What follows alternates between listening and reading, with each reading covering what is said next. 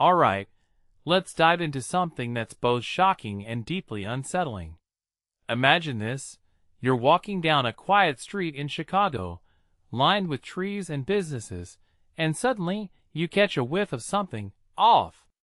Not just unpleasant, but something that makes your stomach turn. That's exactly what residents near the South Chicago chapel experienced for months before authorities finally stepped in. But what they found inside wasn't just a bad smell. It was the remains of 56 people, decomposing, improperly stored, and left in what officials described as deplorable conditions. Now, personally, I think what makes this story so chilling isn't just the gruesome details, though those are horrifying enough. It's the fact that this wasn't some isolated incident. The couple running this funeral home, Johanna and Clark Morgan, had a history. They previously operated a crematory that was shut down for mishandling remains. And yet, they were allowed to open another business. What does that say about the oversight here? It's not just a failure of one funeral home. It's a systemic issue that raises serious questions about how we regulate these services.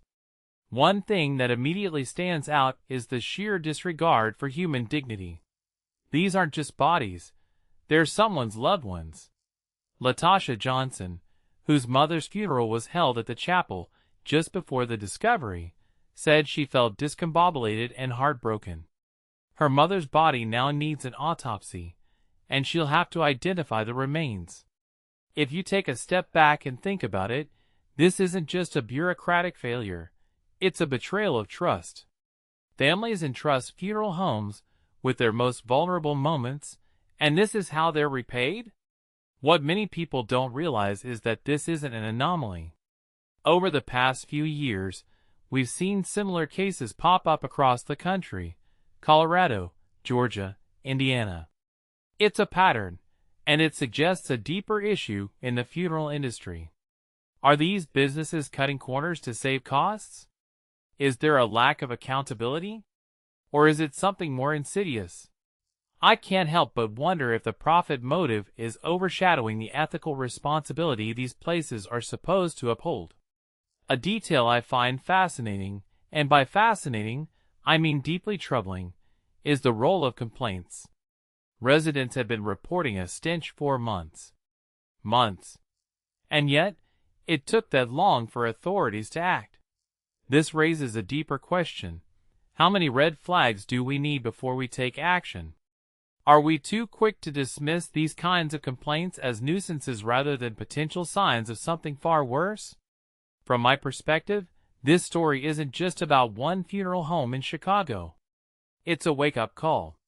It forces us to confront the uncomfortable reality that the systems we trust to handle death with care and respect can fail spectacularly.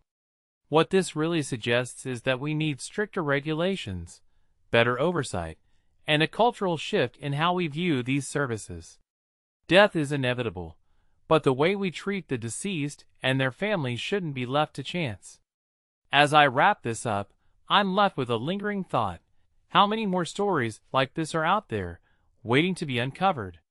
And what can we do to prevent them? It's not just about holding the Morgans accountable, though they absolutely need to face consequences. It's about ensuring that no family has to go through what Latasha Johnson and countless others have endured. Because, at the end of the day, these aren't just remains. They're people who deserve to be treated with dignity, even in death.